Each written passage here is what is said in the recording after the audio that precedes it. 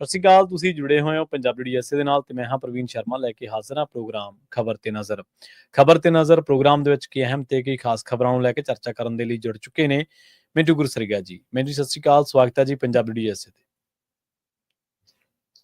ਸ਼ੁਕਰੀਆ ਜੀ ਸਾਰਿਆਂ ਨੂੰ, ਸਤਿ ਸ੍ਰੀ ਅਕਾਲ ਜੀ। ਸਤਿ ਸ਼੍ਰੀ ਅਕਾਲ ਜੀ। ਪ੍ਰੋਗਰਾਮ ਦੇ ਵਿੱਚ ਅੱਗੇ ਵਧਣ ਤੋਂ ਪਹਿਲਾਂ ਧੰਨਵਾਦ ਕਰਦੇ ਚਲੀਏ ਸਪਾਂਸਰਸ ਦਾ, ਜਿਹੜੇ ਜ਼ਰੀਆ ਬਣਦੇ ਨੇ ਇਹਨਾਂ ਪ੍ਰੋਗਰਾਮਾਂ ਨੂੰ ਤੁਹਾਡੇ ਤੱਕ ਪਹੁੰਚਾਉਣ ਦੇ ਲਈ। ਖਾਲਸਾ ਇੰਸ਼ੋਰੈਂਸ ਏਜੰਸੀ ਵਾਲੇ, ਜਿਨ੍ਹਾਂ ਤੋਂ ਤੁਸੀਂ ਹਰ ਤਰੀਕੇ ਦੀ ਇੰਸ਼ੋਰੈਂਸ ਲੈ ਸਕਦੇ ਹੋ। ਇੰਸ਼ੋਰੈਂਸ ਬਾਰੇ ਪਤਾ ਕਰਨ ਦੇ ਲਈ ਇਹਨਾਂ ਦਾ ਨੰਬਰ ਹੈ 4082722500। ਇਹ 1992 ਤੋਂ ਲਗਾਤਾਰ ਇੰਸ਼ੋਰੈਂਸ ਬਿਜ਼ਨਸ ਦੇ ਵਿੱਚ ਸ਼ਾਨਦਾਰ ਸੇਵਾਵਾਂ ਦੇ ਰਹੇ ਨੇ ਤੇ ਅਮਰੀਕਾ ਭਰ ਦੇ ਵਿੱਚ ਇੰਸ਼ੋਰੈਂਸ ਕਰਦੇ ਨੇ। ਓਬਾਮਾ ਕੇਅਰ, ਮੈਡੀਕੇਅਰ ਜਾਂ ਫਿਰ ਕਵਰਡ ਕੈਲੀਫੋਰਨੀਆ ਬਾਬਤ ਪਾਲਿਸੀ ਕਰਵਾਉਣ ਦੇ ਲਈ, ਸਲਾਹ ਲੈਣ ਦੇ ਲਈ ਅੱਜ ਹੀ ਕਾਲ ਕਰੋ 4082722500 ਤੇ। ਟਰਕੀ ਇਮੀਗ੍ਰੇਸ਼ਨ ਲਾ ਫਰਮ ਵਾਲੇ ਜੇ ਟਰਕੀਆਣਾ, ਟੌਨੀ ਟਰਕੀਆਣਾ ਦੇ ਨਾਲ ਤੁਸੀਂ ਯੂਐਸ ਇਮੀਗ੍ਰੇਸ਼ਨ ਬਾਬਤ ਕੋਈ ਵੀ ਸਲਾਹ ਕਰਨੀ ਹੈ, ਕੋਈ ਵੀ ਸਵਾਲ ਪੁੱਛਣਾ ਤੇ ਇਹਨਾਂ ਦਾ ਨੰਬਰ ਹੈ 4159090503। ਕ੍ਰਿਸ਼ਨ ਧਨੋਟਾ ਯੂਬਾ ਸਿਟੀ, ਜੀਐਨ ਲੀਵ ਵਾਲੇ ਟਰੱਕ ਵਾਸ਼ ਕਰਦੇ ਨੇ, ਆਇਲ ਚੇਂਜ ਕਰਦੇ ਨੇ, 에ਅਰ ਬ੍ਰੇਕਾਂ ਦਾ ਕੰਮ ਤਸੱਲੀ ਬਖਸ਼ ਕਰਵਾ ਸਕਦੇ ਹੋ। ਨਵੇਂ ਪੁਰਾਣੇ ਟਾਇਰ ਵੀ ਇਹਨਾਂ ਤੋਂ ਮਿਲਦੇ ਨੇ। ਲੋਕੇਸ਼ਨ ਸੈਂਤਾ ਨੀਲਾ ਦੀ ਨਿਮਾ ਸੋਤਾ ਦੇ ਨਾਲ ਗੱਲ ਕੀਤੀ ਜਾ ਸਕਦੀ ਹੈ 2092770113 ਤੇ। ਜਸਵਿੰਦਰ ਸਿੰਘ ਨਾਗਰਾ ਰੋਜ਼ਵੈਲ, ਅਵਤਾਰ ਸਿੰਘ ਸੰਘਾ ਯੂਬਾ ਸਿਟੀ ਤੇ ਬਲਦੇਵ ਸਿੰਘ ਕੰਗ ਯੂਬਾ ਸਿਟੀ ਤੋਂ। ਇਹਨਾਂ ਸਾਰੇ ਹੀ ਸਪਾਂਸਰਸ ਦਾ ਬਹੁਤ ਬਹੁਤ ਧੰਨਵਾਦ। ਤੇ ਜੇਕਰ ਤੁਸੀਂ ਵੀ ਪੰਜਾਬੀ ਡੀਐਸਏ ਦੇ ਇਹਨਾਂ ਪ੍ਰੋਗਰਾਮਾਂ ਨੂੰ ਸਪਾਂਸਰ ਕਰਨਾ ਚਾਹੁੰਦੇ ਹੋ ਤਾਂ ਸਟੂਡੀਓ ਦਾ ਨੰਬਰ ਹੈ 4082725200। ਅੱਜ ਦਾ ਇੱਕ ਖਬਰ ਤੇ ਨਜ਼ਰ ਪ੍ਰੋਗਰਾਮ ਸਾਲ 2025 ਦੀ 6 ਸਤੰਬਰ ਦਾ ਪ੍ਰੋਗਰਾਮ ਹੈ ਤੇ ਦਿਨ ਅੱਜ ਸ਼ਨੀਵਾਰ ਹੈ। ਖਬਰਾਂ ਦੇ ਵੱਲ ਆਈਏ ਤੇ ਸ਼ੁਰੂਆਤ ਕਰੀਏ ਪੰਜਾਬ ਦੇ ਨੁਕਸਾਨ ਤੋਂ। ਮਿੰਟੂ ਜੀ, ਪੰਜਾਬ ਦਾ ਜਿੰਨਾ ਵੀ ਨੁਕਸਾਨ ਹੋ ਗਿਆ ਹੜ੍ਹਾਂ ਦੇ ਕਰਕੇ, ਇਹ ਕਹਿੰਦੇ ਵੀ ਹਲੇ ਅੰਦਾਜ਼ਿਆਂ ਤੋਂ ਬਾਹਰ ਹੀ ਹੈ ਜੀ। ਬਿਲਕੁਲ ਜੀ, ਦੇਖੋ ਹੁਣ ਪਾਣੀ ਲੈਣਾ ਸ਼ੁਰੂ ਹੋ ਗਿਆ, ਹੌਲੀ ਹੌਲੀ ਮੌਸਮ ਜੇ ਸਾਫ਼ ਰਿਹਾ ਪਾਣੀ ਉਤਰੂਗਾ, ਫਿਰ ਅਸੈਸਮੈਂਟ ਕੋਈ ਹੋ ਸਕਦੀ ਹੈ ਕਿੰਨਾ ਨੁਕਸਾਨ ਹੋਊਗਾ। ਬਾਕੀ ਤੇ ਇੱਕ ਅੰਦਾਜ਼ਾ ਹੁੰਦਾ ਨਾ, ਜਿੱਦਾਂ ਹੁਣ 4 ਲੱਖ ਏਕੜ ਲਾਸਟ ਜਿਹੜਾ ਕੁੜੀਆਂ ਸਾਹਿਬ ਦਾ ਬਿਆਨ ਸੀਗਾ ਸ਼ਾਇਦ ਕਿ ਸਾਡਾ ਜਿਹੜਾ ਨੁਕਸਾਨ ਆ ਉਹ ਲਗਭਗ 4 ਲੱਖ ਏਕੜ ਰਕਬੇ ਦਾ ਹੈ।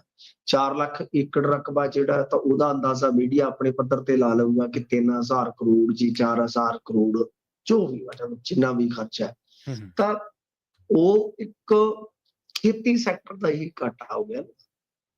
ਤੇ ਮਤਲਬ ਕਿ ਇੱਕ ਖੇਤੀ ਘਾਟਾ ਵੀ, ਫਸਲ ਦੀ ਜਿਹੜੀ ਪ੍ਰੋਡਕਸ਼ਨ ਸੀਗੀ ਉਹ ਮਾਰੀ ਗਈ, ਪੈਦਾਵਾਰ ਮਾਰੀ ਗਈ, ਇੰਨਾ ਬੇਸਿਕਲੀ ਉਹਦਾ ਘਾਟਾ ਹੋ ਗਿਆ। ਪਰ ਦਰਅਸਲ ਜਦੋਂ ਪਾਣੀ ਉਤਰੇਗਾ, ਸੜਕਾਂ ਦਾ ਕਿੰਨਾ ਨੁਕਸਾਨ ਹੋਇਆ, ਹਾਈਵੇਜ਼ ਦਾ ਕਿੰਨਾ ਨੁਕਸਾਨ ਹੋਇਆ, ਸਕੂਲਾਂ ਦਾ ਕਿੰਨਾ ਨੁਕਸਾਨ ਹੋਇਆ, ਲੋਕਾਂ ਦੇ ਘਰ ਕਿੰਨੇ ਡਿੱਗੇ ਆ, ਉਹ ਸਾਰਾ ਜਦੋਂ ਆਏਗਾ, ਸਭ ਤੋਂ ਵੱਡੀ ਗੱਲ ਹੁੰਦੀ ਹੈ ਕਿ ਜਿੱਦਾਂ ਤੁਹਾਡੇ ਦੁਧਾਰੂ ਪਸ਼ੂ ਕਿੰਨੇ ਮਰਦੇ ਆ, ਤੁਹਾਡੀਆਂ ਜਿਹੜੀਆਂ ਜਿੱਦਾਂ ਬੱਕਰੀਆਂ, ਮੁਰਗੀਆਂ, ਇਹ ਸਾਰੀਆਂ ਕਿੰਨੀਆਂ ਮਰਦੀਆਂ, ਉਹ ਸਾਰਾ ਹੀ ਮੁਰਗੀ ਤੋਂ ਲੈ ਕੇ ਸਾਰਾ ਕੁਛ ਜਿਹੜਾ ਹੈ ਨਾ, ਉਹ ਫਿਰ ਜਦੋਂ ਅਸੈਸਮੈਂਟ ਹੋਏਗੀ ਫਿਰ ਪਤਾ ਲੱਗੇਗਾ। ਕਿਉਂਕਿ ਬੁਨਿਆਦੀ ਢਾਂਚੇ ਦਾ ਨੁਕਸਾਨ ਵੀ ਤੇ ਵਿੱਚ ਲਾਉਣਾ ਹੀ ਪਏਗਾ ਨਾ ਤੁਹਾਨੂੰ। ਕੋਈ ਬਿਜਲੀ ਦਾ ਨੁਕਸਾਨ ਹੋਇਆ, ਟੈਲੀਫੋਨ ਦਾ ਨੁਕਸਾਨ ਹੋਇਆ, ਉਹ ਸਾਰਾ ਹੀ ਇੱਕ ਨੁਕਸਾਨ ਜਿਹੜਾ ਹੈ ਨਾ ਉਹ ਸਮੂਹਿਕ ਤੌਰ ਤੇ ਜੁੜ ਕੇ ਅੰਕੜਾ। ਪਰ ਨੁਕਸਾਨ ਤੇ ਬਹੁਤ ਜ਼ਿਆਦਾ ਹੋਇਆ ਜੇ ਆਪਾਂ ਦੇਖੀਏ। ਮੇਰੇ ਖਿਆਲ ਦੇ ਨਾਲ ਇਹ ਕਈ ਹਜ਼ਾਰ ਕਰੋੜ ਦਾ ਨੁਕਸਾਨ ਪੰਜਾਬ ਦਾ ਹੋਇਆ। ਕਿਉਂਕਿ ਇਹ ਵੀ ਹੈ ਨਾ ਕਿ ਹੁਣ ਜਿੰਨਾਂ ਦਿਨਾਂ ਦੇ ਵਿੱਚ ਫਸਲ ਮਾਰੀ ਗਈ ਆ, ਉਹਨਾਂ ਦਿਨਾਂ ਦੇ ਵਿੱਚ ਤਾਂ ਉੱਥੇ ਬਾਜ਼ਾਰ ਦੇ ਵਿੱਚ ਵੀ ਤੇ ਮੰਦਾ ਆਉਂਦਾ ਹੈ ਨਾ। ਕਿਉਂਕਿ ਜਿੰਨੇ ਹੜ੍ਹ ਪੀੜਤ ਪਿੰਡ ਆ, ਆਲਮੋਸਟ 2000 ਪਿੰਡ ਆ, ਉਹਨਾਂ ਨੇ ਆਪਣਾ ਸਾਰਾ ਕੁਛ ਗਵਾ ਦਿੱਤਾ, ਸਾਰਾ ਕੁਛ ਲੁਟਾ ਦਿੱਤਾ। ਉਹ ਤੇ ਆਪ ਕਿਤੇ ਨਾ ਕਿਤੇ ਨਿਰਭਰ ਹੋ ਗਏ ਦੂਜੇ ਲੋਕਾਂ ਤੇ। ਇਸ ਕਰਕੇ ਘਾਟਾ ਬਹੁਤ ਜ਼ਿਆਦਾ ਹੁੰਦਾ ਹੈ ਕਿ ਤੁਹਾਡੀ GST ਕਲੈਕਸ਼ਨ ਘੱਟ ਜਾਂਦੀ ਹੈ, ਤੁਹਾਡੀ ਪਰਚੇਸਿੰਗ ਘੱਟ ਜਾਂਦੀ ਹੈ, ਮੈਨੂਫੈਕਚਰਿੰਗ ਘੱਟ ਜਾਂਦੀ ਹੈ, ਸਾਰਾ ਕੁਛ ਹੈ। ਤਾਂ ਅਲਟੀਮੇਟਲੀ ਜਿੰਨਾ ਵੀ ਘਾਟਾ ਹੋਏਗਾ ਮੇਰੇ ਖਿਆਲ ਦੇ ਨਾਲ ਕਈ ਹਜ਼ਾਰ ਕਰੋੜ ਦਾ ਹੋਏਗਾ। ਪਰ ਆਪਾਂ ਕੋਈ ਸਟੀਕ ਅਸੈਸਮੈਂਟ ਇਸ ਵੇਲੇ ਨਹੀਂ ਦੇ ਸਕਦੇ। ਬਹਰਹਾਲ ਕੇਂਦਰ ਨੇ ਇਹ ਗੱਲ ਜ਼ਰੂਰ ਕਹੀ ਹੈ ਕਿ ਜੋ ਖੇਤੀਬਾੜੀ ਮੰਤਰੀ ਆਏ ਸੀਗੇ, ਉਹਨਾਂ ਨੇ ਇਹ ਰਿਪੋਰਟ ਜਿਹੜੀ ਆ ਪ੍ਰਧਾਨ ਮੰਤਰੀ ਦਫ਼ਤਰ ਨੂੰ ਦੇਣੀ ਆ। ਪ੍ਰਧਾਨ ਮੰਤਰੀ ਦਫ਼ਤਰ ਨੂੰ, ਕਿਉਂਕਿ ਪ੍ਰਧਾਨ ਮੰਤਰੀ ਦਫ਼ਤਰ ਇਸ ਵੇਲੇ ਕਈ ਪ੍ਰਕਾਰ ਦੀਆਂ ਚੁਣੌਤੀਆਂ ਨਾਲ ਜੂਝਦਾ ਪਿਆ, ਖਾਸ ਤੌਰ ਤੇ ਗੁਜਰਾਤ ਲੌਬੀ ਵਾਸਤੇ ਸੰਕਟ ਇਹ ਆ ਕਿ ਉਪ ਰਾਸ਼ਟਰਪਤੀ ਦਾ ਜਿਹੜਾ ਕੈਂਡੀਡੇਟ ਹੈ NDA ਵੱਲੋਂ, ਉਹ ਹੈ RSS ਦਾ। ਜੇ ਉਹ ਹਾਰ ਜਾਂਦੇ ਆ, RSS ਇਹਨਾਂ ਨੂੰ ਖਤਮ ਕਰ ਦੇਵੇਗੀ। ਸੋ ਇਸ ਵਾਸਤੇ ਹਾਲੇ ਮੈਨੂੰ ਨਹੀਂ ਲੱਗਦਾ ਕਿ ਕੋਈ ਵੱਡੀ ਰਾਹਤ ਵਾਲੀ ਜਾਂ ਕੋਈ ਵੱਡੇ ਫੈਸਲੇ ਵਾਲੀ ਗੱਲ ਆਪਾਂ ਨੂੰ ਵੇਖਣ ਨੂੰ ਮਿਲੇਗੀ। ਜੀ ਪਰ ਜਿਵੇਂ ਉਪ ਰਾਸ਼ਟਰਪਤੀ ਚੋਣ ਹੋ ਜਾਂਦੀ ਹੈ, ਜੇਕਰ ਇਹ ਜਿੱਤ ਜਾਂਦੇ ਆ, ਫਿਰ ਉਸ ਤੋਂ ਬਾਅਦ ਹੋ ਸਕਦਾ ਪ੍ਰਧਾਨ ਮੰਤਰੀ ਨਿੱਜੀ ਤੌਰ ਤੇ ਕੋਈ ਦਿਲਚਸਪੀ ਦਿਖਾਉਣ। ਹਾਲਾਂਕਿ ਬਹੁਤ ਵੱਡੇ ਆਰਥਿਕ ਪੈਕੇਜ ਦੀ ਮੈਂ ਉਮੀਦ ਨਹੀਂ ਰੱਖਦਾ, ਪਰ ਕੁਝ ਚੀਜ਼ਾਂ ਹਨ ਕਿ ਜਿੱਦਾਂ ਨੋਰਮਸ ਜਿਹੜੇ ਆ ਕੁਝ ਬਦਲ ਕੇ ਕੁਝ ਵਧਵਾ ਜਿਹੜਾ ਉਹ ਦਿੱਤਾ ਜਾਵੇ। ਪਰ ਨੁਕਸਾਨ ਜਿੰਨਾ ਹੋਇਆ ਉਹਦੀ 100% ਭਰਪਾਈ ਮੈਨੂੰ ਨਹੀਂ ਜਾਪਦਾ ਹੋਏਗੀ। ਹਾਂ, ਜੇ ਰਲ ਮਿਲ ਕੇ ਰਵਨੀਤ ਬਿੱਟੂ ਤੋਂ ਲੈ ਕੇ ਸੁਖਬੀਰ ਬਾਦਲ ਤੱਕ ਸਾਰੇ ਅਪਰੋਚ ਕਰਨ, ਸਾਰੇ ਪਹੁੰਚ ਕਰਨ, ਕੁਝ ਵੱਧ ਜ਼ਰੂਰ ਲਿਆ ਜਾ ਸਕਦਾ ਕਿ ਭਾਈ ਸਾਨੂੰ ਜ਼ਰੂਰ ਤੁਸੀਂ ਥੋੜਾ ਜਿਹਾ ਵਧਾ ਕੇ ਦਿਓ। ਤਾਂ ਫਿਲਹਾਲ ਇਹੋ ਆ ਕਿ ਅਸੈਸਮੈਂਟ ਜਿਹੜੀ ਆ ਕੋਈ ਇੱਕ ਨਹੀਂ ਕੀਤੀ ਜਾ ਸਕਦੀ ਕਿ ਅੰਦਾਜ਼ਨ ਜਾਂ ਐਗਜ਼ੈਕਟ ਇੰਨਾ ਨੁਕਸਾਨ ਹੋਇਆ। ਪਾਣੀ ਲਵੇਗਾ, ਹਾਂ ਥੋੜੇ ਇਲਾਕਿਆਂ ਦੇ ਵਿੱਚ ਜਿੱਦਾਂ ਪਾਣੀ ਲੱਥਾ ਹੈ, ਜ਼ਿੰਦਗੀ ਆਪਦੀ ਪਟੜੀ ਤੇ ਦੁਬਾਰਾ ਮੁੜ ਆਈ ਆ, ਉਹ ਠੀਕ ਆ, ਰਵਾਨਗੀ ਹੋਈ ਆ, ਪਰ ਉਹ ਸਾਰੀ ਅਸੈਸਮੈਂਟ ਜਿਹੜੀ ਆ ਉਹ ਹਾਲੇ ਵੀ ਆਪਾਂ ਨੂੰ ਲਾਉਣੀ ਜਿਹੜੀ ਆ ਔਖੀ ਆ। ਹਾਂਜੀ, ਬਿਲਕੁਲ ਇਹਦੇ 'ਚ ਤਾਂ ਕੋਈ ਦੋ ਰਾਏ ਨਹੀਂ ਮਿੰਟੂ ਜੀ, ਹਾਲੇ ਤਾਂ ਅਸੈਸਮੈਂਟ ਦਾ ਅੰਦਾਜ਼ਾ ਲਾਉਣਾ ਬਹੁਤ ਔਖਾ। ਪਰ ਭਾਜਪਾ ਦਾ ਇੱਕ ਖੇਮਾ ਮਿੰਟੂ ਜੀ ਇਹ ਗੱਲ ਸ਼ੇਅਰ ਕਰ ਰਿਹਾ ਲਗਾਤਾਰ ਇੰਟਰਨੈਟ ਦੇ ਉੱਤੇ, ਸੋਸ਼ਲ ਮੀਡੀਆ ਪਲੇਟਫਾਰਮਸ ਦੇ ਉੱਤੇ ਵੀ ਨਰਿੰਦਰ ਮੋਦੀ ਛੇਤੀ ਪੰਜਾਬ ਦਾ ਦੌਰਾ ਕਰ ਸਕਦੇ ਆ। ਕੀ ਕੋਈ ਪੁਸ਼ਟੀ ਵੀ ਹੈ ਜਾਂ ਬਸ ਉਹ ਜਿਵੇਂ ਆਪਾਂ ਕਹਿ ਲਈਏ ਵੀ ਮੈਂ ਤੁਹਾਨੂੰ ਦੱਸ ਦਿੱਤਾ ਨਾ, ਮੈਂ ਤੁਹਾਨੂੰ ਦੱਸ ਚੁੱਕਾ ਕਿ ਪ੍ਰਧਾਨ ਮੰਤਰੀ ਇਸ ਵੇਲੇ ਇੰਨੇ ਰੁੱਝੇ ਹੋਏ ਆ ਕਿ ਬਕਾਇਦਾ ਕੱਲ ਤੁਸੀਂ ਦੇਖੋ ਕਿ ਚੰਦਰ ਬਾਬੂ ਨਾਇਡੂ ਦੇ ਮੁੰਡੇ ਨੂੰ ਬੁਲਾ ਕੇ ਉਹਨਾਂ ਨੇ ਚਾਹ ਪਾਣੀ ਪਿਆਇਆ। ਹੁਣ ਜਦੋਂ ਚਾਹ ਪਾਣੀ ਤੁਸੀਂ ਹਿਸਾਬ ਲਾ ਲਓ ਕਿ ਨਾਇਡੂ ਦੇ ਮੁੰਡੇ ਨੂੰ ਪਿਉਣਾ ਪੈ ਜਾਵੇ ਸੱਦ ਕੇ, ਤਾਂ ਤੁਸੀਂ ਬੇਵਸੀ ਮੁੱਖ ਮੰਤਰੀ, ਮੈਂ ਕਹਿ ਰਿਹਾ ਸੀ ਸੌਰੀ, ਪ੍ਰਧਾਨ ਮੰਤਰੀ, ਹਾਂਜੀ ਪ੍ਰਧਾਨ ਮੰਤਰੀ ਦੀ ਬੇਵਸੀ ਦੇਖੋ। ਕਿਉਂਕਿ ਮੈਂ ਤੁਹਾਨੂੰ ਦੱਸਿਆ ਕਿ ਇਹ ਇਹਨਾਂ ਦਾ ਆਖਰੀ ਇਮਤਿਹਾਨ ਸਿੱਧ ਹੋ ਸਕਦਾ। ਤਾਂ ਮਤਲਬ ਇਹ ਆ ਕਿ ਉਹ ਹਾਲੇ ਜਿੰਨੇ ਐਮਪੀਜ਼ ਨੇ ਉਹਨਾਂ ਨੂੰ ਬੁਲਾ ਰਹੇ ਨੇ ਚਾਹ ਤੇ, ਨਾਸ਼ਤੇ ਤੇ, ਫਲਾਂ ਟਮਕਾਂ, ਜਿੰਨੇ ਵੀ ਉਹਨਾਂ ਦੇ ਅਲਾਇੰਸ ਦੇ ਆ। ਤੇ ਇਸ ਤੋਂ ਇਲਾਵਾ ਅਮਿਤ ਸ਼ਾਹ, ਕਿਉਂਕਿ ਕਨਸਟੀਟਿਊਸ਼ਨ ਕਲੱਬ ਦਾ ਇਲੈਕਸ਼ਨ ਅਮਿਤ ਸ਼ਾਹ ਹਾਰ ਗਏ ਸਨ, ਉਹ ਸ਼ਾਇਦ ਆਪਾਂ ਉਸ ਚੀਜ਼ ਨੂੰ ਇੰਨੀ ਤਵੱਜੋ ਨਾ ਦਿੱਤੀ ਹੋਵੇ। ਦਰਅਸਲ ਉਹ ਐਮਪੀਆਂ ਦੀ ਹੀ ਵੋਟ ਨਾਲ ਇੱਕ ਪ੍ਰਧਾਨ ਬਣਦਾ ਹੈ। ਇਹਨਾਂ ਦਾ ਬਾਗੀ ਇੱਕ ਹੈਗਾ ਸੀ ਰੂਡੀ, ਮਿਸਟਰ ਰੂਡੀ, ਇਹਨਾਂ ਦਾ ਬਹੁਤ ਮਤਲਬ ਕਿ ਖਾਸਮ ਖਾਸ ਹੁੰਦਾ ਸੀ ਭਾਜਪਾ ਦਾ, ਫਿਰ ਉਹ ਬਾਗੀ ਹੋ ਗਿਆ, ਉਹ ਖਲੋਤਾ ਸੀਗਾ। ਉਹਦੇ ਮੁਕਾਬਲੇ ਅਮਿਤ ਸ਼ਾਹ ਨੇ ਬੰਦਾ ਖਿਲਾਰਿਆ ਸੀ ਸੰਜੀਵ ਬਾਲੀਆ, ਠੀਕ ਹੈ, ਯੂਪੀ ਤੋਂ। ਬਾਲੀਆ ਹਾਰ ਗਿਆ, ਯਾਨੀ ਇੰਨੀ ਜ਼ਿਆਦਾ ਕ੍ਰਾਸ ਵੋਟਿੰਗ ਹੋਈ ਤਾਂ ਉਹ ਕ੍ਰਾਸ ਵੋਟਿੰਗ ਨੇ ਰਗੜ ਕੇ ਰੱਖ ਦਿੱਤਾ। ਇੱਥੇ ਵੀ ਡਰ ਇਹੋ ਆ ਕਿ ਜੇ 10 ਤੋਂ 15 ਐਮਪੀ ਕ੍ਰਾਸ ਵੋਟਿੰਗ ਕਰ ਜਾਂਦੇ ਨੇ ਤਾਂ ਭਾਜਪਾ ਡੁੱਬ ਜਾਏ। ਇਸ ਵਾਸਤੇ ਇਹਨਾਂ ਦਾ ਜ਼ੋਰ ਲੱਗਾ ਹੋਇਆ ਕਿ 2022 ਦੇ ਵਿੱਚ ਜਦੋਂ ਧਨਖੜ ਜੀ ਬਣੇ ਸਨ ਕਿ ਉਦੋਂ ਸਥਿਤੀਆਂ ਕੁਝ ਹੋਰ ਸੀ, ਹੁਣ ਸਥਿਤੀਆਂ ਕੁਝ ਹੋਰ ਆ। ਇਸ ਵਾਸਤੇ ਇਹਨਾਂ ਦਾ ਸਾਰਾ ਜ਼ੋਰ ਇਸ ਵੇਲੇ ਇਹ ਆ। ਹਾਂ, ਉਪ ਰਾਸ਼ਟਰਪਤੀ ਦਾ ਚੋਣ ਲੰਘ ਗਈ ਤੇ ਇਸ ਤੋਂ ਇਲਾਵਾ ਬਿਹਾਰ ਦੇ ਵਿੱਚੋਂ ਜਿਵੇਂ ਹੀ ਇਹਨਾਂ ਨੂੰ ਥੋੜੀ ਫੁਰਸਤ ਮਿਲੇਗੀ ਹੋ ਸਕਦਾ ਵਿਜ਼ਿਟ ਕਰਨ, ਕਿਉਂਕਿ ਪੰਜਾਬ ਦੇ ਵਿੱਚ ਉਹ ਆਪਣਾ ਫਿਊਚਰ ਦੇਖ ਰਹੇ ਆ ਕਿ ਅਸੀਂ ਇੱਥੇ ਅੱਛਾ ਕਰ ਸਕਦੇ ਆ।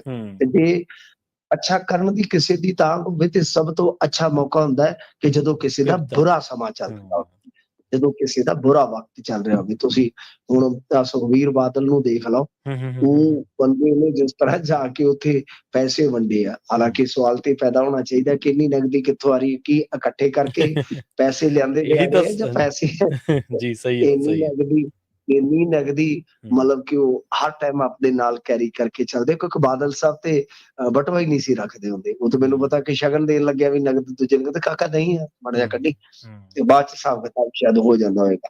ਤਾਂ ਬਹਰਹਾਲ ਏਦਾਂ ਹੀ ਹੁੰਦਾ। ਪਰ ਸੁਖਬੀਰ ਬਾਦਲ ਦੀ ਉਸ ਅਦਾ ਨੂੰ ਲੋਕ ਪਸੰਦ ਕਰ ਰਹੇ, ਜਿਹੜੇ ਬੰਦੇ ਸ਼ਾਇਦ 10-20 ਦਿਨ ਤੱਕ ਇਲੈਕਸ਼ਨ ਆਪਣੀ ਸੀਟ ਦਾ ਹਾਰਦੇ ਨਜ਼ਰ ਆ ਰਹੇ ਸੀ ਉਹ ਮੰਤਰੀ, ਅੱਜ ਉਹ ਜਿਵੇਂ ਲੋਕਾਂ ਦੇ ਵਿੱਚ ਗੱਟੇ ਚੁੱਕ ਰਹੇ ਆ, ਲੋਕਾਂ ਲਈ ਆਪਣੇ ਘਰ ਖੋਲ ਰਹੇ ਆ, ਉਹਨਾਂ ਨੇ ਸ਼ਾਇਦ ਆਪਣੀ ਸੀਟ ਵੀ ਸੇਵ ਕਰ ਲਈ ਹੈ।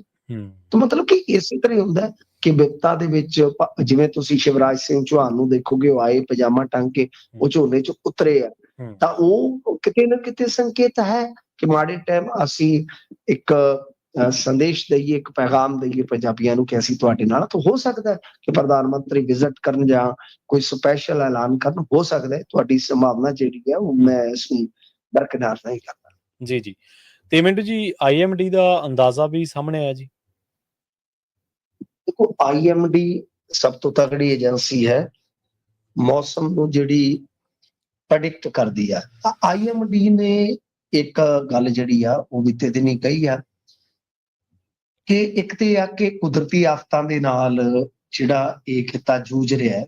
ਦੇਖੋ ਇੱਕ ਹੁਣ ਸਾਡੀ WhatsApp ਵਾਲੇ ਤੁਹਾਨੂੰ ਪਤਾ ਹੀ ਹੈ ਭੈਣ ਭਰਾ, ਉਹ ਕੀ ਹੈ ਕਿ ਕਹੀ ਜਾਂਦੇ ਕਿ ਨਕਲੀ ਮੀਂਹ ਬੜੇ ਪਏ, ਨਕਲੀ ਮੀਂਹ।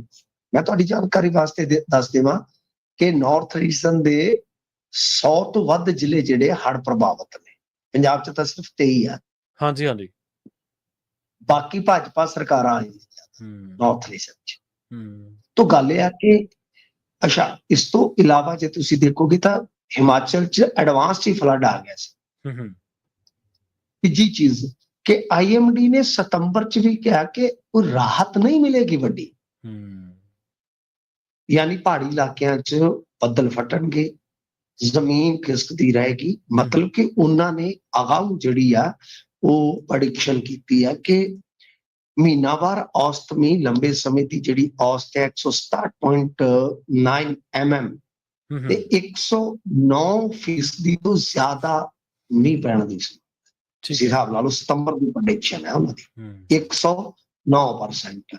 ਆਪਾਂ ਦੇਖ ਹੀ ਰਹੇ ਕਿ ਪੈ ਵੀ ਰਹੇ।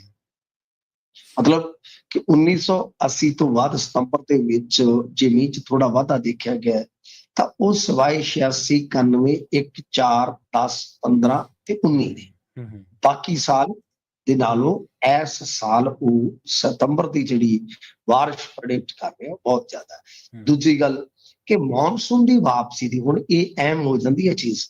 ਅਸੀਂ ਦਿੱਲੀ ਜਿਹੜਾ ਪ੍ਰੋਗਰਾਮ ਕਰਦੇ ਮੈਂ ਤੇ ਗੁਰਪ੍ਰੀਤ, ਉਹਦੇ ਵਿੱਚ ਅਸੀਂ ਇਹ ਚੀਜ਼ਾਂ ਹੀ ਆਡੀਅנס ਨੂੰ ਡਾਟਾ ਹੀ ਦੱਸਣ ਦਾ ਯਤਨ ਕਰਦੇ ਹੁੰਦੇ ਸੀਗੇ ਜੀ ਜੀ ਕਿ ਮੌਨਸੂਨ ਕੀ ਆ, ਮੌਨਸੂਨ ਦਾ ਮਤਲਬ ਕਿ ਬਰਸਾਤ ਕਿੱਥੇ ਹੋ ਰਿਹਾ ਹੈ, ਪ੍ਰੈਡਿਕਸ਼ਨ ਕੀ ਆ, ਡੈਮ ਕਿੱਥੇ ਨੇ, ਕੀ ਹਿਸਾਬ ਕਿਤਾਬ ਹੈ। ਤਾਂ ਉਹਦੇ ਤੋਂ ਸਹੀ ਅੰਦਾਜ਼ਾ ਲੱਗ ਜਾਂਦਾ ਸੀਗਾ ਕਿ ਕੁਦਰਤ ਵੀ ਆਪਦੇ ਹੱਥ ਕਿੰਨੀ ਕੁ ਗੇਮ ਹਾਲੇ ਵੀ ਲਈ। ਤਾਂ ਕੁਦਰਤ ਦੇ ਹੱਥ ਗੇਮ ਕਿਵੇਂ ਆ ਹੁਣ ਮੈਂ ਤੁਹਾਨੂੰ ਦੱਸ ਦਿੰਦਾ ਕਿ IMD ਨੇ ਕਿਹਾ ਕਿ ਆਮ ਤਰੀਕ ਜਿਹੜੀ ਹੁੰਦੀ ਹੈ ਨਾ ਮੌਨਸੂਨ ਦੀ, ਉਹ 1 ਸਤੰਬਰ ਹੁੰਦੀ ਹੈ, ਉਹਦੇ ਤੋਂ ਵਾਪਸੀ ਹੋਣੀ ਸਟਾਰਟ ਹੋ ਜਾਂਦੀ। ਬਟ ਇਸ ਵਾਰ ਆਮ ਤਰੀਕ ਜਿਹੜੀ ਆ 1 ਸਤੰਬਰ ਤੋਂ ਬਦਲ ਕੇ 17 ਸਤੰਬਰ, ਜੋ ਇਸ ਦਾ ਸੰਕੇਤ ਹੈ ਕਿ ਸਤੰਬਰ ਦੇ ਵਿੱਚ ਮੀਂਹ ਹੈਗਾ। ਠੀਕ ਹੈ ਨਾ ਜੀ। ਤਾਂ ਇਹੀ ਅਸੀਂ ਮਤਲਬ ਕਿ ਲਗਾਤਾਰ ਪ੍ਰੋਗਰਾਮਾਂ ਦੇ ਵਿੱਚ ਜ਼ਿਕਰ ਕਰਦੇ ਹੁੰਦੇ ਸੀ ਕਿ ਸਾਡਾ ਸੰਕਟ ਉਦੋਂ ਤੱਕ ਐ ਨਹੀਂ ਆਪਾਂ ਆਖ ਸਕਦੇ ਕਿ ਖਤਮ ਹੋ ਗਿਆ ਜਦੋਂ ਤੱਕ ਮੌਨਸੂਨ ਦੀ ਵਾਪਸੀ ਨਹੀਂ ਹੁੰਦੀ। ਕਿਉਂ? ਕਿਉਂਕਿ ਹੁਣ 15 ਸਤੰਬਰ ਦੇ ਆਸ-ਪਾਸ ਇੱਕ ਸਪੈਲ ਜਿਹੜਾ ਉਹ ਸੰਭਾਵੀ ਹੈ ਪੰਜਾਬ 'ਚ, ਪਹਾੜਾਂ 'ਚ। 15 ਸਤੰਬਰ ਦੇ ਆਸ-ਪਾਸ ਜੇ ਉਹ ਸਿਸਟਮ ਬਣਦਾ ਹੈ, ਉਹ ਸਿਸਟਮ ਵਰਦਾ ਹੈ ਤਾਂ ਹੋ ਸਕਦਾ ਕਿ ਸਾਨੂੰ ਸਮੱਸਿਆ, ਪਰ ਉਦੋਂ ਤੱਕ ਜੇ ਪਾਣੀ ਰਿਲੀਜ਼ ਹੁੰਦਾ ਰਹਿੰਦਾ ਤਾਂ ਡੈਮਾਂ ਦੇ ਵਿੱਚ ਕਪੈਸਿਟੀ ਬਣ ਜਾਏਗੀ। ਇਹ ਇੱਕ ਚੰਗੀ ਆਸ ਹੈ ਸਾਡੇ ਵਾਸਤੇ। ਮਤਲਬ ਕਿ ਹਾਲੇ ਵੀ ਜੇ ਆਪਾਂ ਦੇਖੀਏ ਤਾਂ ਜਿਹੜੀ ਕੁਦਰਤ ਦੀ ਖੇਡ ਹੈ, ਕੁਦਰਤ ਦੀ ਖੇਡ ਐਤਕੀ ਬਹੁਤ ਪਲਟਵੀਂ ਆ। ਕਿਉਂ? ਕਿਉਂਕਿ ਮੌਨਸੂਨ ਆਇਆ ਵੀ ਐਡਵਾਂਸ ਇੰਡੀਆ 'ਚ। ਠੀਕ ਹੈ ਨਾ ਜੀ। ਤਾਂ ਜਾਊਗਾ ਵੀ ਲੇਟ। ਤਾਂ ਦੋਵੇਂ ਚੀਜ਼ਾਂ ਐਤਕੀ ਜਿਹੜੀਆਂ ਉਹ ਨਾਲੋਂ ਨਾਲ ਚੱਲ ਰਹੀਆਂ। ਸੋ ਦੇਸ਼ ਦੇ ਵਿੱਚ 1 ਜੂਨ ਤੋਂ 31 ਅਗਸਤ ਦਰਮਿਆਨ 7431 mm ਮੀਂਹ ਪਿਆ, ਜਿਹੜਾ ਆਪਾਂ ਦੇਖੀਏ 700.7 ਮਿਲੀਮੀਟਰ ਦੇ ਲੰਮੇ ਸਮੇਂ ਦੀ ਔਸਤ ਤੋਂ ਲਗਭਗ 6%। ਮਤਲਬ 743.1 mm ਪਿਆ, ਜਿਹੜਾ 700.7 mm ਦੀ ਜਿਹੜੀ ਲੰਬੇ ਸਮੇਂ ਦੀ ਔਸਤ ਹੈ ਉਹਦੇ ਤੋਂ ਲਗਭਗ 6%, ਮਤਲਬ ਕਿ ਓਵਰਆਲ। ਉੱਤਰ ਪੱਛਮ 27% ਜ਼ਿਆਦਾ ਪਿਆ, ਦੱਖਣ ਭਾਰਤ ਚ 9.3% ਵੱਧ ਬਾਰਿਸ਼ ਰਹੀ ਹੈ। ਹਾਂ, ਇਸ ਮਹੀਨੇ ਐਵਰੇਜ ਤਾਪਮਾਨ ਵੀ ਘੱਟ ਰਹੇਗਾ ਤੇ ਸਭ ਤੋਂ ਵੱਡੀ ਗੱਲ NRIs ਲਈ ਇਹ ਅੱਛੀ ਗੱਲ ਆ ਕਿ ਜਿਨ੍ਹਾਂ ਨੇ ਪੰਜਾਬ ਆਉਣਾ ਹੁੰਦਾ ਕਿ ਸਰਦੀ ਐਤਕੀ ਐਡਵਾਂਸ ਆ ਜਾਏਗੀ। ਮਤਲਬ ਮੌਸਮ ਜਿਹੜਾ ਜਲਦ ਹੁਣ ਸਰਦ ਹੋਣਾ ਸਟਾਰਟ। ਜੀ। ਤੇ ਮਿੰਟੂ ਜੀ ਆਪਾਂ ਗੱਲ ਕਰੀਏ ਬੱਕਰੀਆਂ ਮੁਰਗੀਆਂ ਦੇ ਮੁਆਵਜ਼ੇ ਦੀ, ਇਹਦੇ ਲਈ ਸਰਕਾਰ ਕਹਿੰਦੇ ਤਤਪਰ ਹੋਈ ਹੈ ਜੀ। ਦੇਖੋ ਗੱਲ ਇਹ ਆ ਕਿ ਪਹਿਲੀ ਖਬਰ ਦੇ ਵਿੱਚ ਮੈਂ ਤੁਹਾਨੂੰ ਥੋੜੀ ਜਿਹੀ ਗੱਲ ਦੱਸੀ ਆ ਕਿ ਜਿਹੜੇ ਮੁਆਵਜ਼ੇ ਹੁੰਦੇ ਆ ਨਾ, ਉਹ ਅਸੈਸਮੈਂਟ ਇੱਥੋਂ ਹੀ ਹੁੰਦੀ ਆ ਨਾ। ਅਸੈਸਮੈਂਟ ਦਾ ਮਤਲਬ ਕੀ ਹੈ ਕਿ ਖੇਤੀ ਦਾ ਕੀ ਨੁਕਸਾਨ ਹੋਇਆ, ਯਾਨੀ ਹੁਣ ਜਾ ਕੇ ਵੇਖਣਗੇ ਕਿ ਬਾਸਮਤੀ ਦਾ ਕਿੰਨਾ ਏਰੀਆ ਮਾਰਿਆ ਗਿਆ। ਠੀਕ ਹੈ ਜੀ। ਉਹ ਰੈਵਨਿਊ ਪਟਵਾਰੀ ਜਿਨ੍ਹਾਂ ਨੂੰ ਇਹ ਗਾਲਾਂ ਕੱਢਦੇ ਹੁਣ ਸਾਰਾ ਕੁਝ ਪਟਵਾਰੀ ਕਰਨਗੇ। ਹੂੰ ਤਾਂ ਪਟਵਾਰੀਆਂ ਦੀ ਭੂਮਿਕਾ ਨੂੰ ਇਹ ਤਾਂ ਕਹਿੰਦੇ ਸੀ ਕਿ ਪਟਵਾਰੀਆਂ ਤੋਂ ਕੰਮ ਹੀ ਨਹੀਂ ਲੈਣਾ, ਹੂੰ ਇਹ ਤਾਂ ਰਿਸ਼ਵਤ ਖਾਂਦੇ ਆ। ਤਾਂ ਹੁਣ ਮਤਲਬ ਕਿ ਅਸੈਸਮੈਂਟ ਦੀ ਮੁੱਢਲੀ ਰਿਪੋਰਟ ਜਿਹੜੀ ਆ ਪਟਵਾਰੀਆਂ ਨੇ ਬਣਾਉਣੀ, ਜਿਹਨੂੰ ਆਪਾਂ ਗਿਰਦਾਵਰੀ ਕਹਿੰਦੇ, ਜੀ ਹਿੰਦੀ ਚ ਗਿਰਦਾਵਰੀ ਕਹਿ ਦਿੰਦੇ ਨੇ। ਤਾਂ ਉਹ ਹੁਣ ਜਦੋਂ ਕੰਪਲੀਟ ਹੋਵੇਗੀ, ਕਿਉਂਕਿ ਹਾਲੇ ਤੇ ਪਾਣੀ ਖਲੋਤਾ ਹੈ, ਸੈਟੇਲਾਈਟ ਰਾਹੀਂ ਵੀ ਤੁਸੀਂ ਅਸੈਸਮੈਂਟ ਨਹੀਂ ਕਰ ਸਕਦੇ। ਸਬਜ਼ੀ ਕਿੰਨੀ ਡੁੱਬੀ ਆ, ਸਾਰਾ ਕੁਝ ਉਹ ਮਤਲਬ ਕਿ ਓਵਰਆਲ ਜਿਹੜਾ ਉਹ ਅੰਕੜਾ ਬਣੇਗਾ ਉਹ ਬਾਅਦ ਦੀ ਗੱਲ। ਪਰ ਅਸਲ ਦੇ ਵਿੱਚ ਕੀ ਹੈ ਕਿ ਪੰਜਾਬ ਸਰਕਾਰ ਹੁਣ ਇੱਕ ਹੋਰ ਸਮੱਸਿਆ ਦੇ ਨਾਲ ਜੂਝਦੀ ਹੈ। ਉਹ ਇਹ ਹੈ ਕਿ ਨੋਰਮਸ ਕੁਝ ਇਸ ਤਰ੍ਹਾਂ ਦੇ ਹਨ ਕਿ ਜਿਹੜਾ ਮੁਆਵਜ਼ਾ ਇਹ ਕਹਿੰਦੇ ਸੀਗੇ, ਦੇਖੋ ਭਗਵੰਤ ਮਾਨ ਨੇ, ਮੈਂ ਅੱਗੇ ਕਿਹਾ ਕਿ ਭਗਵੰਤ ਮਾਨ ਕੋਲ ਬਹੁਤ ਮੌਕੇ ਸੀਗੇ। ਭਗਵੰਤ ਮਾਨ ਹਰੇਕ ਮੌਕੇ ਨੂੰ ਗਵਾਉਂਦੇ ਗਏ, ਹਰੇਕ ਮੌਕੇ ਨੂੰ ਆਪਣੇ ਹੱਥੋਂ ਮਤਲਬ ਕਿ ਕਹਿ ਲਓ ਕਿ ਖਵਾਉਂਦੇ ਹੀ ਗਏ। ਮੈਂ ਤੇ ਉਹਨੂੰ ਖਵਾਉਂਦਾ ਹੀ ਕਿ ਆਪ ਹੀ ਉਹਨਾਂ ਨੇ ਖਵਾ ਦਿੱਤਾ ਮੌਕਾ। ਜਿੱਦਣ ਇੱਕ ਪੱਤਰਕਾਰ ਨੇ ਮੁਰਗੀ ਤੇ ਆ ਕਿਹਾ ਸੀਗਾ ਬਿਲਕੁਲ ਬੱਕਰੀ ਦੇ ਮੁਆਵਜ਼ੇ ਦਾ, ਤਾਂ ਉਹਨਾਂ ਨੇ ਕੋ ਕਿਹਾ ਤੂੰ ਪੀਟੀਸੀ ਦਾ ਹੈ। ਅੱਛਾ, ਉਸ ਦਿਨ ਇਹ ਗੱਲ ਕਲੀਅਰ ਕਰ ਸਕਦੇ ਸੀ ਕਿ ਹਾਂ ਭਾਈ ਮੈਂ ਇਹ ਦਿਵਾਉਣ ਨੂੰ ਤਤਪਰ ਹਾਂ, ਮੇਰੀ ਤਤਪਰਤਾ ਜਿਹੜੀ ਹੈ ਉਹ ਕੋਈ ਸ਼ੱਕੀ ਨਹੀਂ ਹੋਣੀ ਚਾਹੀਦੀ। ਬਟ ਉਹ ਜਿਵੇਂ ਇੱਕ ਨਾ ਗੀਤ ਸੀ, ਡਰ ਮਾਰੇ ਮਾਪਿਆਂ ਦੀ, ਉਦੋਂ ਡਰ ਮਾਰਦਾ ਸੀ, ਚਿੱਤ ਕਰਦਾ ਪਰੀਤਾ ਪਾਲਾ ਗੂੜੀਆਂ, ਡਰ ਮਾਰੇ ਮਾਪਿਆਂ ਦੀ। ਗੱਲ ਇਹ ਹੁੰਦੀ ਹੈ ਕਿ ਇਹ ਦੱਸ ਸਕਦੇ ਸੀ ਕਿ ਪੱਤਰਕਾਰ ਨੂੰ ਖੋਲ ਕੇ ਕਿ ਸਾਡੇ ਹੱਥ ਬੰਨੇ, ਅਸੀਂ ਚਾਹੁੰਦੇ ਹਾਂ, ਅਸੀਂ ਤੇ ਚਾਹੁੰਦੇ ਕਿ ਮੱਛਰ ਮਰੇ ਦਾ ਵੀ ਦੇ ਦਈਏ ਮੁਆਵਜ਼ਾ, ਤਾਂ ਇਹ ਦੂਸਰੇ ਪਾਸੇ ਚਲੇ ਗਏ। ਇਹੀ ਇਹਨਾਂ ਦੇ ਵਿੱਚ ਘਾਟ ਹੈ ਕਿ ਜਦੋਂ ਦੁਨੀਆ ਬਹੁਤ ਦੁਖੀ ਹੁੰਦੀ ਹੈ ਰੋਣ ਲੱਗ ਜਾਂਦੇ ਆ, ਜਦੋਂ ਇਹ ਆਪ ਬਹੁਤ ਦੁਖੀ ਹੋ ਜਾਂਦੇ ਆ ਤੇ ਬਿਮਾਰ ਹੋ ਜਾਂਦੇ ਆ। ਠੀਕ ਹੈ ਨਾ, ਇਹ ਕੁਝ ਸਮੱਸਿਆਵਾਂ ਨੇ। ਹੁਣ ਤੁਹਾਨੂੰ ਜੇ ਦੱਸਿਆ ਕਿ ਜਾਨੀ ਨੁਕਸਾਨ ਦਾ ਜੇ ਮੁਆਵਜ਼ਾ ਆਪਾਂ ਦੇਖੀਏ, ਉਹ ਮਤਲਬ ਇਸ ਵੇਲੇ ਲਗਭਗ ਜਾਨੀ ਨੁਕਸਾਨ ਜੇ ਕਿਸੇ ਕੁਦਰਤੀ ਵਿਪਤਾ ਦਾ ਕਾਰਨ ਬਣ ਕੇ ਹੁੰਦਾ ਹੈ ਤਾਂ 4 ਲੱਖ ਜੀ। ਆਪਣੇ 3-4 ਲੱਖ ਰੁਪਈਆ ਤੇ ਉਹ ਹੀ ਦੇ ਦਿੰਦੇ ਨੇ ਜਿਹਦੀ ਮੌਤ ਖੇਤਾਂ ਚ ਹੋਵੇ, ਤੁਹਾਨੂੰ ਪਤਾ ਹੈ। ਸੋ ਇਹੋ ਜਿਹੇ ਮੌਕੇ ਤੇ ਉਨੀ ਕੁ ਰਾਸ਼ੀ ਇਹ ਨਗੂਣੀ ਆ। ਅੱਜ ਕੱਲ੍ਹ ਕਰੋੜ ਰੁਪਈਆ ਤੱਕ ਤੁਹਾਨੂੰ ਪਤਾ ਨਾ ਸ਼ਹੀਦਾਂ ਨੂੰ ਦੇ ਦਿੱਤਾ ਜਾਂਦਾ। ਤਾਂ ਇਹ ਇਸ ਨੂੰ ਵੀ ਵਧਾਉਣਾ ਚਾਹੀਦੇ ਆ। ਠੀਕ ਹੈ ਜੀ, 4 ਲੱਖ। ਹੁਣ ਇਸ ਨੂੰ ਮੰਨ ਲਓ ਇਹ ਡਬਲ ਕਰ ਦਿੱਤਾ ਜਾਂਦਾ 8 ਲੱਖ ਤੇ ਇੱਕ ਵੱਡੀ ਰਾਸ਼ੀ। ਫਿਰ ਮੈਂ ਤੁਹਾਨੂੰ ਦੱਸਿਆ ਸੀ ਦੁਧਾਰੂ ਪਸ਼ੂ ਯਾਨੀ ਥੋੜਾ ਇੱਕ ਸ਼ਬਦ ਉਪਰਾ ਜਿਹਾ ਸਾਡੇ ਵਾਸਤੇ, ਪਰ ਇਹ ਆ ਕਿ ਜਿਹੜਾ ਪਸ਼ੂ ਸਾਡਾ ਇੱਕ ਮਤਲਬ ਕਿ ਰੁਜ਼ਗਾਰ ਵੀ ਬਣਦਾ, ਸਹਾਇਕ ਧੰਦਾ ਵੀ ਬਣਦਾ। ਬਿਲਕੁਲ। ਤਾਂ ਅਸੀਂ ਦੁੱਧ ਚੋਨੇ ਆ, ਵੇਚਦੇ ਆ, ਤਾਂ ਉਹ ਦੁਧਾਰੂ ਹੀ ਹੋ ਗਿਆ। ਮਤਲਬ ਕਿ ਮੱਝ ਹੈ, ਝੋਟੀ ਹੈ ਤੁਹਾਡੇ ਕੋਲ, ਤੇ ਪ੍ਰਵੀਨ ਜੀ ਤੁਹਾਨੂੰ ਤੇ ਇਹਨਾਂ ਕੰਮਾਂ ਦਾ ਪੂਰਾ ਤਜਰਬਾ ਹੈ, ਤਾਂ ਉਹ ਦੁਧਾਰੂ ਪਸ਼ੂ ਹੁੰਦਾ ਵੀ ਤੁਹਾਡਾ। ਹੁਣ ਉਹਨੂੰ ਜੇ ਦੇਖੋਗੇ ਤੁਸੀਂ, ਕਿਉਂਕਿ ਮੈਂ ਸਾਰੇ ਨਿਯਮ ਨਾ ਉਸ ਵੇਲੇ ਜਦੋਂ ਮਾਨ ਸਾਹਿਬ ਨੇ ਬਿਆਨ ਦਿੱਤਾ ਸੀਗਾ, ਮੈਂ ਉਸ ਵੇਲੇ ਸਾਰੇ ਨਿਯਮ ਪੜ੍ਹੇ ਸੀ ਕਿ ਬਈ ਯਾਰ ਕਿੱਥੋਂ ਤੱਕ ਜਾ ਸਕਦਾ। ਅਸੀਂ ਉਦੋਂ ਕਿਹਾ ਸੀਗਾ ਕਿ ਤੁਸੀਂ ਨਹੀਂ ਦੇ ਸਕਦੇ ਏਦਾਂ। ਪਰ ਨਿਯਮ ਕੀ ਕਹਿੰਦੇ ਨੇ ਕਿ ਜੇ ਮੰਨ ਲਓ ਕਿ ਜੇ ਦੁੱਧ ਦਿੰਦਾ ਪਸ਼ੂ ਜਿਹੜਾ ਮਰ ਜਾਂਦਾ ਤੇ ਉਹਦੇ 37,500 ਰੁਪਏ ਮਿਲਦੇ। ਠੀਕ ਹੈ ਜੀ। ਪਰ ਅਸੀਂ ਉਸ ਵੇਲੇ ਵੀ ਕਿਹਾ ਸੀਗਾ ਕਿ 37,500 ਚ ਪੰਜਾਬ ਦੇ ਵਿੱਚ ਕੋਈ ਵੀ ਵਧੀਆ ਪਸ਼ੂ ਨਹੀਂ ਆਉਂਦਾ, ਛੋਟੀ ਮੱਝ ਨਹੀਂ ਆਉਂਦੀ ਸੱਜਰ ਜੀ। ਠੀਕ ਹੈ ਜੀ, ਇਹ ਤੁਸੀਂ ਦੱਸ ਸਕਦੇ ਹੋ ਕਿ 37,500 ਚ ਆਪਾਂ ਭਰਪਾਈ ਕਰ ਸਕਦੇ। ਇੱਕ ਹਿੱਸਾ ਲੱਖ ਤੋਂ ਘੱਟ ਚੰਗਾ ਦੁੱਧ ਦੇਣ ਵਾਲਾ ਪਸ਼ੂ ਨਹੀਂ ਮਿਲਦਾ। ਬਿਲਕੁਲ। ਤੂੰ ਬੱਕਰੀਆਂ ਵੀ ਸਹਾਇਕ ਧੰਦਾ। ਸਹੀ। ਬੱਕਰੀ ਅੱਜ ਜੇ ਦੇਖੀਏ ਤੇ 10,000 15,000 ਦੀ ਰੇਂਜ ਦੇ ਵਿੱਚ ਆਮ ਹੀ ਆ, ਪਰ ਨਿਯਮਾਂ ਮੁਤਾਬਕ ਕੀ ਆ ਕਿ ਇਹ 37-3800 ਰੁਪਇਆ ਦਿੰਦੇ। ਠੀਕ ਹੈ ਜੀ, ਮਤਲਬ ਕਿ 4,000 ਤੋਂ ਥੱਲੇ ਜਾਂ 4,000 ਤੋਂ ਆਸ-ਪਾਸ, ਮੈਂ ਉਸ ਵੇਲੇ ਨਿਯਮ ਪੜ੍ਹੇ ਸੀ, ਮੈਂ ਤੁਹਾਨੂੰ ਦੱਸ ਰਿਹਾ। ਤਾਂ ਉਹਦੇ ਲਈ ਵੀ ਇਹ ਲੈ ਕੇ ਆਉਣਗੇ 8-10,000 ਰੁਪਇਆ ਵੀ ਮੰਗ ਕਰਨਗੇ ਕਿ 8-10,000 ਰੁਪਇਆ ਕਰੋ ਘੱਟੋ ਘੱਟ। ਤੇ ਹੁਣ ਮੁਰਗੀ ਜਿਹੜੀ ਹੈ, ਮੁਰਗੀ ਦਾ 100 ਰੁਪਇਆ ਹੁੰਦਾ ਹੈ। ਅੱਛਾ, ਮਾਨ ਸਾਹਿਬ ਨੇ ਗੱਲ ਸਹੀ ਕਹੀ ਸੀ, ਗੱਲ ਨਹੀਂ ਸੀ ਗਲਤ। ਹੁਣ ਮਾਨ ਸਾਹਿਬ ਉਦੋਂ ਪੱਤਰਕਾਰ ਨੂੰ ਕਹਿੰਦੇ ਕਿ ਤੈਨੂੰ ਨਿਯਮ ਪਤਾ, ਵੀਰੇ ਤੂੰ ਨਿਯਮ ਪੜ੍ਹੇ? ਤਾਂ ਬਈ ਮੈਂ ਕਹਿੰਦਾ ਕਿ ਲੌਜੀਕਲੀ ਐਸੀ ਗੱਲ ਹੋ ਜਾਂਦੀ ਕਿ ਸਾਰਾ ਮੀਡੀਆ ਚੁੱਪ ਹੋ ਜਾਂਦਾ, ਸਾਰਿਆਂ ਨੇ ਆਪੋ ਆਪਣੇ ਦੇਖਣੇ ਸੀ। ਯਾਰ ਮੈਂ ਤਾਂ ਨਹੀਂ ਪੜ੍ਹੀ ਵੀ ਕਿ ਮੁਰਗੀ ਦਾ ਵੀ 100 ਰੁਪਇਆ ਮਿਲਦਾ। ਜੀ। ਇੰਟਰਸਟਿੰਗ ਹੈ ਨਾ, ਮੁਰਗੀ ਦਾ ਵੀ 100 ਰੁਪਇਆ। ਮੈਂ ਉਹੀ ਕਹਿ ਰਿਹਾ ਕਿ ਇਹ ਮੌਕਾ ਗਵਾਉਂਦੇ ਗਏ। ਤਾਂ ਬਹਰਹਾਲ ਇਹਨਾਂ ਦਾ ਹੁਣ ਯਤਨ ਤੇ ਹੈ ਕਿ ਜਿੱਦਾਂ ਹੁਣ ਮੈਕਸਿਮਮ ਜਿਹੜਾ 100% ਕਿੱਲੇ ਦਾ ਫਸਲ ਦਾ ਨੁਕਸਾਨ ਹੋ ਜਾਂਦਾ ਉਹ 15,000 ਬਣਦਾ। ਤੇ 15,000 ਝੋਨੇ ਦਾ ਜੇ ਦੇਖੋਗੇ 5,000 ਤਾਂ ਲੇਬਰ ਹੈ, ਲਵਾਈ ਹੈ ਘੱਟੋ ਘੱਟ ਮਿਨੀਮਮ ਲੇਬਰ ਹੈ। ਹਾਂਜੀ 5,000 ਤੋਂ 6,000 ਤਾਂ ਹੋ ਜਾਂਦਾ।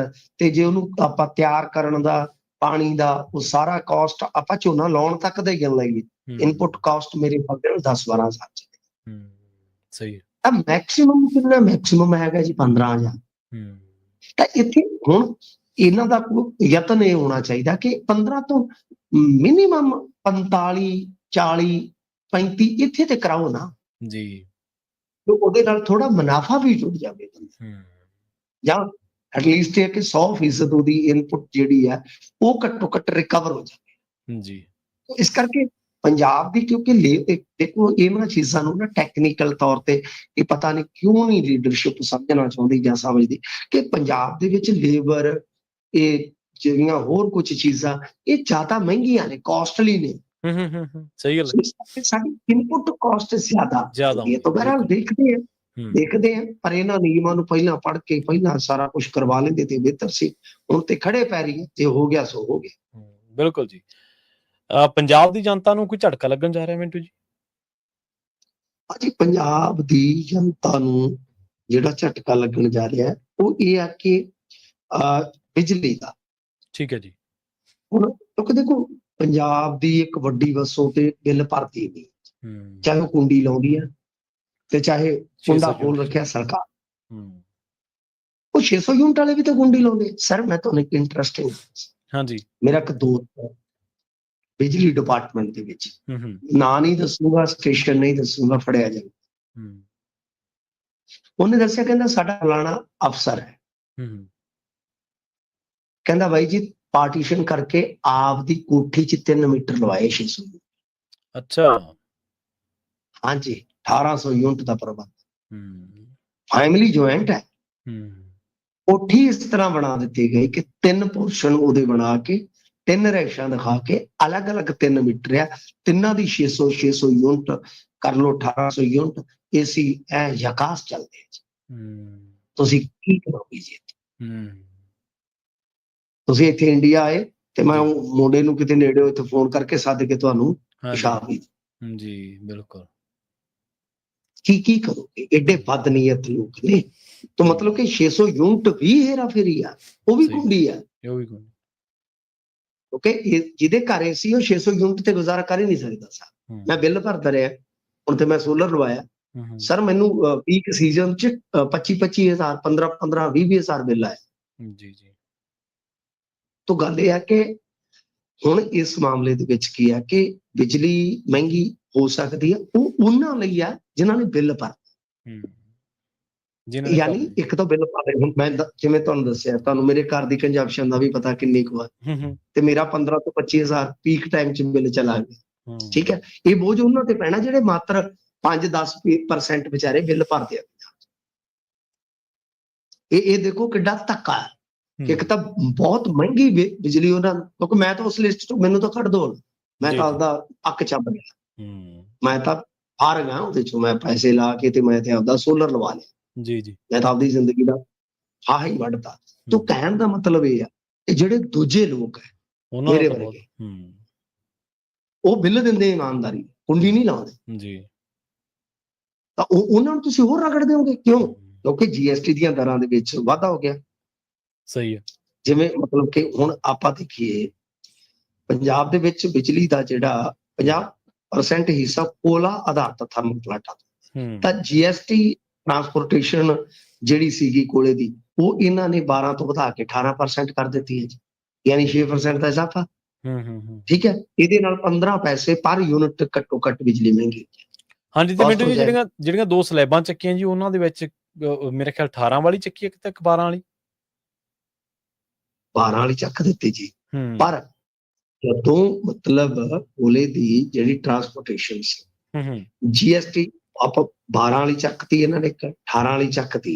ਉਹ ਫਿਰ 28 ਚ ਜਿਹੜਾ ਜਾਊ ਮੇਰੇ ਮਤਲਬ ਸਾਹਮਣੇ। ਕਿ ਹਾਂਜੀ 18 ਉਹ ਤਾਂ ਵਾਲੀ 10 ਹੋਰ ਵੀ ਚੱਕਤੀ। ਵੱਧ ਗਿਆ ਤਾਂ ਉਹ ਮਤਲਬ ਕਿ 12% ਤੋਂ ਵੱਧ ਕੇ ਉਹ 28 ਚ ਗਈ 28 ਚ ਜਾਊ। ਜੀ 18 ਵਾਲੀ ਚੱਕਤੀ, ਤਾਂ 12 ਤੋਂ ਵਧਾ ਕੇ 28 ਚ ਕਰਤੀ। ਤਾਂ ਉਹਦੇ ਨਾਲ 18 ਤੇ 5 ਤਾਂ ਗੈਪ ਹੀ ਹੋ ਗਿਆ। ਤਾਂ ਗੱਲ ਇਹ ਆ ਕਿ ਹੁਣ ਤੁਸੀਂ ਦੇਖੋ ਕਿ ਉਹਦੇ ਨਾਲ ਐਵਰੇਜ ਉਹ 15 ਪੈਸੇ ਪਰ ਯੂਨਿਟ ਵੱਧ ਗਏ। ਠੀਕ ਹੈ ਨਾ ਜੀ। ਤਾਂ ਮਤਲਬ ਇਸ ਤਰ੍ਹਾਂ ਜੇ ਤੁਸੀਂ ਦੇਖੋਗੇ ਤਾਂ ਜਿਵੇਂ ਓਲੇ ਤੇ ਟੈਕਸ ਦਾ ਜਾਂ ਹੋਰ ਥਰਮਲਾਂ ਦੇ ਉੱਤੇ ਜਿਹੜੇ ਹੁੰਦੇ ਆ ਉਪਕਰਨ, ਉਹਨਾਂ ਦਾ ਮਤਲਬ ਕਿ 6-7% ਤੋਂ ਜ਼ਿਆਦਾ ਖਰਚਾ ਜਿਹੜਾ ਵੱਧ ਜਾਏ। ਠੀਕ ਹੈ ਜੀ। ਤਾਂ ਮਤਲਬ ਇਹ ਹੈ ਕਿ ਜਾਂ ਤਾਂ ਹੁਣ ਸਰਕਾਰ ਇਸ ਨੂੰ ਅਫੋਰਡ ਕਰ ਲਵੇ, ਠੀਕ ਹੈ ਨਾ। ਤਾਂ ਮਤਲਬ ਕਿ ਆਪਾਂ ਨੂੰ ਰਾਹਤ ਮਿਲੀ ਹੈ, ਟਰੈਕਟਰ ਵਗੈਰਾ, ਟਰੈਕਟਰਾਂ ਦੇ ਟਾਇਰ ਕਲਪੁਰਜੇ ਉਹ ਘਟ ਗਏ।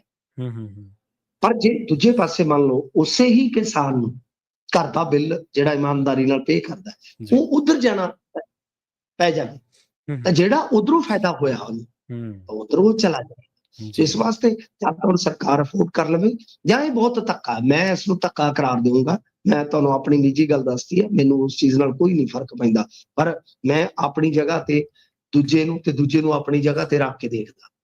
ਇਸ ਕਰਕੇ ਜਿਹੜੇ ਲੋਕ ਇਮਾਨਦਾਰੀ ਨਾਲ ਬਿੱਲ ਭਰਦੇ ਆ, ਇਹ ਉਹਨਾਂ ਵਾਸਤੇ ਬਹੁਤ ਧੱਕਾ ਹੋਏਗਾ। ਜਾਂ ਤਾਂ ਸਰਕਾਰ ਅਫੋਰਡ ਕਰ ਲਵੇ, ਜਾਂ ਇਦਾਂ ਹੈ ਕਿ ਉਹਨਾਂ ਦੇ ਰੇਟਾਂ ਦੇ ਵਿੱਚ ਕੱਟ ਕਰ ਜ਼ਰੂਰ ਕਰੇ, ਕਿਸੇ ਨਾ ਕਿਸੇ ਤਰੀਕੇ ਨਾਲ ਉਹਨਾਂ ਨੂੰ ਰਾਹਤ ਜ਼ਰੂਰ ਜੀ। ਤੇ ਮੈਨੂੰ ਫਲੈਟ ਰੇਟ ਜਿਹੜੇ ਉਹਨਾਂ ਦੇ ਘੱਟ। ਹਾਂਜੀ, ਇਸ ਤਰ੍ਹਾਂ ਦੀ ਵੀ ਕੈਲਕੂਲੇਸ਼ਨ ਕੀਤੀ ਜਾ ਸਕਦੀ ਹੈ। ਪਾਕਿਸਤਾਨ ਦੇ ਵਿੱਚ ਵੀ ਇਹੀ ਸਿਸਟਮ ਹੈ ਵੀ ਜਿਹੜਾ ਇੰਨੀਆਂ ਯੂਨਿਟਾਂ ਬਾਲ ਗਿਆ, ਉਦੋਂ ਬਾਅਦ ਵਾਲੇ ਸਾਰੇ ਬਿੱਲ ਦੇ ਉੱਤੇ ਜਿੰਨੀਆਂ ਬਾਲਣੀਆਂ, ਜਿੰਨੀਆਂ ਤੁਸੀਂ ਫ੍ਰੀ ਦੇਣੀਆਂ ਦੇ ਦਿਓ, ਪਰ ਉਸ ਤੋਂ ਬਾਅਦ ਇੱਕ ਸਲੈਬ ਸ਼ੁਰੂ ਕਰ ਲਓ ਵੀ ਜੇ ਇੰਨੀਆਂ ਤੋਂ ਇੰਨਾ ਬਿੱਲ, ਤੇ ਜੇ ਸਾਰੀਆਂ ਦਾ ਬਿੱਲ ਪਾਉਣਾ ਫਿਰ ਤਾਂ ਉਹ ਕੁੰਡੀਆਂ ਨੂੰ ਥਾਂ ਹੀ ਹੈ। ਵੈਸੇ ਤਾਂ ਉਹ ਵੀ ਚਲੋ ਕੋਈ ਚੰਗੀ ਗੱਲ ਨਹੀਂ ਹੈ, ਆਪਾਂ ਲੋਕਾਂ ਨੂੰ ਇਹ ਨਹੀਂ ਕਹਿੰਦੇ ਵੀ ਵਡਿਆਈ ਨਹੀਂ ਕਰਦੇ, ਪਰ ਫਿਰ ਵੀ ਉਹ ਇੱਕ ਰਾਹ ਖੋਲਣਾ ਚੋਰੀ ਦਾ ਤੇ ਇੱਕ ਲੋਕਾਂ ਨੂੰ ਵਧੀਆ ਪਾਸੇ ਲੈ ਕੇ ਆਉਣਾ। ਕਿਉਂ ਫ੍ਰੀ ਯੂਨਿਟਾਂ ਕਿਉਂ? ਹਾਂਜੀ, ਮਤਲਬ ਉਹਦਾ ਕੋਈ ਰੰਗ ਢੰਗ ਤੇ ਹੋਵੇ। ਮੰਨ ਲਓ ਇੱਕ ਬੰਦਾ ਉਹ ਰਹਿੰਦਾ ਹੈ ਇੱਕ ਮਰਲੇ ਦੇ ਪਲਾਟ ਦੇ ਵਿੱਚ, ਤੇ ਇੱਕ ਬੰਦੇ ਦਾ ਉੱਥੇ ਹੈਗਾ 5000 ਸਕੁਅਰ ਫੀਟ ਦੇ ਵਿੱਚ ਮਕਾਨ ਹੈ, 5 AC ਆਉਂਦੇ, ਉਹਨੂੰ ਬਰਾਬਰ ਕਿਵੇਂ ਤੁਸੀਂ ਦੇ ਸਕਦੇ? ਸਹੀ ਗੱਲ। ਮੈਂ ਇਹਨਾਂ ਚੀਜ਼ਾਂ ਨਾਲ ਡਿਸਐਗਰੀ ਹਾਂ, ਹਮੇਸ਼ਾ ਤੋਂ ਰਿਹਾ। ਮੈਂ ਸਮਾਜਿਕ ਕਲਿਆਣ ਜਾਂ ਯੋਜਨਾਵਾਂ ਦੇ ਖਿਲਾਫ ਨਹੀਂ ਹਾਂ। ਮੈਂ ਉਹਨਾਂ ਦੇ ਨਾਮ ਤੇ ਜੋ ਲੁੱਟ ਹੁੰਦੀ ਆ ਆਮ ਘਰਾਂ 'ਚ, ਪਿੰਡਾਂ 'ਚ 2-2 ਮੀਟਰ ਵੀ ਲਵਾਏ ਆ ਲੋਕਾਂ ਨੇ, ਕਿਉਂਕਿ ਮੈਂ ਤੇ ਹੀਰਾਫੇਰੀ ਦੇਖੋ ਲੋਕਾਂ ਦੀ ਜਿਹੜੀ ਆ ਨੂੰ ਰੱਖਣਾ, ਮੈਂ ਇਸੇ ਕਰਕੇ ਕੌੜਾ ਫਿੱਕਾ ਲੱਗਦਾ। ਜੀ ਜੀ, ਠੀਕ ਹੈ ਜੀ। ਮੈਨੂੰ ਮਿੱਠੇ ਪੋਚੇ ਮਾਰਨੇ ਨਹੀਂ ਆਉਂਦੇ। 600 ਯੂਨਿਟ ਵੀ ਲੈਂਦੇ ਆ, ਬਿਲਕੁਲ, ਪਲੱਸ ਮੀਟਰ ਵੀ ਲਵਾਏ ਆ, ਪਲੱਸ ਕੁੰਡੀ ਵੀ ਚੱਲਦੀ ਆ, ਠੀਕ ਹੈ, ਪਲੱਸ ਬਾਹਰ ਆ ਕੇ ਸੱਚ 'ਚ ਕਹਿੰਦੇ ਸਾਡੇ ਤੋਂ ਵਰਗਾ, ਸਾਡਾ ਇਤਿਹਾਸ ਪੜ੍ਹ ਕੇ ਦੇਖ ਲਓ ਬਸ। ਬਸ ਆਹ ਚੀਜ਼ਾਂ ਨੇ। ਤਾਂ ਮਤਲਬ ਕਿ ਜੇ ਤੁਸੀਂ ਇਹ ਗੱਲ ਕਰੋ ਕਿ ਠੀਕ ਹੈ, ਜੇ ਕੋਈ BPL ਕਾਰਡ ਹੋਲਡਰ ਹੈ, ਜੇ ਕੋਈ ਬੇਸ ਜ਼ਮੀਨ ਹੈ, ਜਾਂ ਕੋਈ ਮਤਲਬ ਇੱਕ ਹੱਦ ਤਾਂ ਹੋਵੇ ਨਾ ਸਬਸਿਡਾਈਜ਼ ਕਰਨ ਦੀ। ਤਾਂ ਮਤਲਬ ਕਿ ਜਦੋਂ ਅਸੀਂ ਤਿਆਰ ਹਾਂ ਵੀ 5 ਰੁਪਏ ਪਰ ਯੂਨਿਟ ਲਾ ਦਿਓ, ਸਾਨੂੰ ਫਲੈਟ ਰੇਟ ਲਾ ਦਿਓ, ਭਾਵੇਂ ਅਸੀਂ 100 ਵਾਲੀਏ ਤੇ ਭਾਵੇਂ 1000 ਵਾਲੀਏ, ਉਹਦੇ 'ਚ ਕੀ ਹੈ? ਸਹੀ। ਤੇ ਜਿਹੜੇ ਟੈਕਸ ਨੇ ਲੁਕਵੇਂ, ਸਰ ਸਾਡੇ ਟੈਕਸ, ਕਦੇ ਬਿਜਲੀ ਦਾ ਬਿੱਲ ਵੇਖਿਆ ਤੁਸੀਂ ਪੰਜਾਬ 'ਚ ਰਹਿੰਦੇ ਆ? ਹਾਂਜੀ ਹਾਂਜੀ, ਬਿਲਕੁਲ ਨਹੀਂ, ਚੰਗੀ ਤਰ੍ਹਾਂ ਦੇਖਿਆ ਨਹੀਂ ਹੋਣਾ। ਉਹਦੇ ਸੈਸ ਟੈਕਸ ਗਿਣਿਆ ਤੁਸੀਂ ਕਦੇ? 6-7 ਤਾਂ ਮੈਂ ਗਿਣਿਆ ਮਿੰਟੂ ਜੀ, ਅੱਗੇ ਤੁਸੀਂ ਦੱਸ ਦਿਓ ਜੇ ਵਧੇ ਘਟੇ। ਮੇਰੇ ਖਿਆਲ ਦੇ ਨਾਲ ਸਰ ਉਹ ਸੈਸ ਟੈਕਸ ਇੰਨੇ ਜ਼ਿਆਦਾ ਨੇ ਕਿ ਜੇ ਆਪਾਂ ਕਾਰ ਖਰੀਦੀਏ ਤਾਂ ਕਾਰ ਤੋਂ ਵੀ ਜ਼ਿਆਦਾ ਨੇ। ਹਾਂਜੀ ਹਾਂਜੀ, ਬਿਲਕੁਲ। ਤੋ ਇਸ ਕਰਕੇ ਸਾਨੂੰ ਇਹ ਦੇਖਣਾ ਚਾਹੀਦਾ ਕਿ ਜਿਹੜੇ ਉਹ ਸੈਸ ਨੇ, ਜਿਹੜੇ ਲੁਕਵੇਂ ਨਾਲ ਕਰ ਨੇ, ਉਹ ਨਹੀਂ ਆਉਣੇ ਚਾਹੀਦੇ, ਜਾਂ ਜੇ ਉਹ ਆਉਣੇ ਚਾਹੀਦੇ ਤਾਂ ਫਲੈਟ ਰੇਟ ਦੇ ਵਿੱਚ ਹੀ ਆ ਜਾਣ। ਜੀ ਜੀ, 5 ਰੁਪਏ ਪਰ ਯੂਨਿਟ ਲਾ ਦਿਓ, ਅਗਲਾ 1000 ਮਚਾਵੇ। ਮੰਨ ਲਓ ਐਵਰੇਜ ਇੱਕ AC ਜੇ ਚਲਾਉਣੇ ਆ ਨਾ, 2 AC ਵਾਲਾ ਘਰ ਵੀ ਆ, ਤਾਂ ਇੱਕ ਫੁੱਲ ਮਤਲਬ ਕਿ ਵਾਸ਼ਿੰਗ ਮਸ਼ੀਨ ਚਲਾ ਲਓ, ਫ੍ਰਿਜ ਚਲਾ ਲਓ, ਇਹ ਸਭ ਮੇਰੀਆਂ ਐਵਰੇਜਾਂ ਕੱਢੀਆਂ, ਕਿਉਂਕਿ ਮੈਂ ਤੇ ਹੁਣ ਆਪਦਾ ਬਜਟ ਆਪ ਹੀ ਚਲਾਉਣਾ ਨਾ ਜੀ ਘਰ ਦਾ। ਮੈਂ ਮਤਲਬ ਕਿ ਸਾਰਾ ਕੁਛ ਮੇਰੇ ਹੱਥ ਹੀ ਆ। ਤਾਂ ਮਤਲਬ 3-4 ਪੱਖੇ, ਇੱਕ ਦਾ ਕੂਲਰ ਵੀ ਲਾ ਲਓ, ਸਾਰਾ ਕੁਛ ਕਰਾ ਕੇ ਤੁਹਾਡਾ ਜਾਏਗਾ ਮੈਕਸਿਮਮ ਖਪਤ ਦਾ ਅੰਕੜਾ 1000 ਯੂਨਿਟ। ਜੀ 1000 ਨੂੰ 5 ਨਾਲ ਗੁਣਾ ਕਰ, ਹੂੰ, 5000 ਜੀ 5000 ਜਿਹਦੇ ਘਰ ਇੰਨੀਆਂ ਚੀਜ਼ਾਂ ਨੇ ਨਾ, ਫ੍ਰਿਜ ਹੈ, ਰੱਬ ਨੇ ਉਹਨੂੰ 1-2 ਏਸੀ ਦਿੱਤੇ ਆ, ਹੂੰ, ਇੱਕ ਕੂਲਰ ਹੈ, ਤਿੰਨ ਪੱਖੇ ਆ, ਉਹ 5000 ਹੱਸ ਕੇ ਪੇ ਕਰ ਸਕਦਾ ਮਹੀਨੇ ਦਾ, ਜੀ ਹੱਸ ਕੇ। ਤੇ ਤੁਸੀਂ ਦੇਖ ਲਓ ਕਿ ਮਿਡਲ ਕਲਾਸ ਚੋਂ, ਲੋਅਰ ਮਿਡਲ ਕਲਾਸ ਚੋਂ ਕਿੰਨਾ ਪੈਸਾ ਨਿਕਲੇਗਾ ਜਿਹੜਾ ਬਿਜਲੀ ਮਹਿਕਮੇ ਨੂੰ ਦੁਬਾਰਾ ਜ਼ਿੰਦਾ ਕਰ ਸਕਦਾ ਹੈ। ਕਰ ਸਕਦੇ ਕਿਉਂਕਿ ਤੁਸੀਂ ਵੇਖਿਆ ਜਦੋਂ ਪੰਜਾਬ ਚ ਆਉਨੇ ਹੋ ਤੇ ਖੰਭਿਆਂ ਦੀਆਂ ਜਿਹੜੀਆਂ ਤਾਰਾਂ ਹੁੰਦੀਆਂ ਨੇ ਉਹ ਧਰਤੀ ਨਾਲ ਮਤਲਬ ਕਿ ਪੱਪੀਆਂ ਜੱਫੀਆਂ ਕਰ ਰਹੀਆਂ ਹੁੰਦੀਆਂ ਨੇ। ਜੀ ਉਹੀ ਖੰਭੇ ਅਸੀਂ ਜਦੋਂ ਜੰਮੇ ਸੀ ਜੀ ਉਦੋਂ, ਬਿਲਕੁਲ ਉਹੀ ਢਾਂਚਾ ਜਦੋਂ ਅਸੀਂ ਬੁੱਢੇ ਹੋਣ ਲੱਗੇ ਆ ਉਦੋਂ ਮੈਨੂੰ ਲੱਗਦਾ ਸਾਡੇ ਮਾਰਨ ਵੇਲੇ ਤੱਕ ਵੀ ਟਰਾਂਸਮਿਸ਼ਨ ਦਾ ਢਾਂਚਾ ਉਹੀ ਰਹਿਣਾ। ਜੀ ਸਹੀ ਹੈ। ਮਿੰਟੂ ਜੀ, ਇਹਨਾਂ ਖਾਸ ਖਬਰਾਂ ਤੇ ਖਾਸ ਜਾਣਕਾਰੀਆਂ ਦੇ ਲਈ ਤੁਹਾਡਾ ਬਹੁਤ ਬਹੁਤ ਧੰਨਵਾਦ ਜੀ। ਸਤਿ ਸ਼੍ਰੀ ਅਕਾਲ। ਸਤਿ ਸ਼੍ਰੀ ਅਕਾਲ ਜੀ। ਪ੍ਰੋਗਰਾਮ ਖਬਰ ਤੇ ਨਜ਼ਰ ਨੂੰ ਆਪਾਂ ਇੱਥੇ ਸਮਾਪਤ ਕਰਾਂਗੇ। ਤੁਹਾਡਾ ਸਾਰਿਆਂ ਦਾ ਵੀ ਬਹੁਤ ਧੰਨਵਾਦ। ਸਤਿ ਸ਼੍ਰੀ ਅਕਾਲ। ਜੁੜੇ ਰਹੋ ਪੰਜਾਬੀ ਰੇਡੀਓ USA ਦੇ ਨਾਲ।